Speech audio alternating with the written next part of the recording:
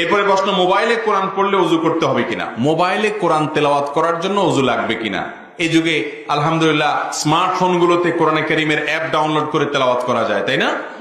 তো সেগুলোতে ওযু লাগবে কিনা, এটার উত্তর হলো যে মোবাইলে স্ক্রিন টাচ, আপনার যে মোবাইল, হ্যাঁ, এই স্মার্টফোন গুলো, এগুলোতে ওযু ছাড়াও যদি কোরআন তেলাওয়াত করেন তাতে গুনাহ হবে না।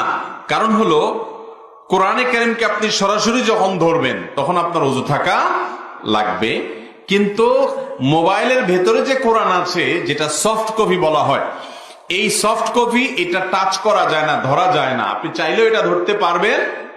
আপনি যে উপর দিয়া আঙ্গুল দিয়া সরায় সরায় পাতা উল্টাচ্ছেন, এটা আসলে সরাসরি ধরা হয় না, কারণ এখানে সেন্সর আছে, গ্লাস আছে, প্রোটেকশন গ্লাস আছে, অনেকগুলো আবরণ আছে, চাইলেও এটা টাচ করা যায়।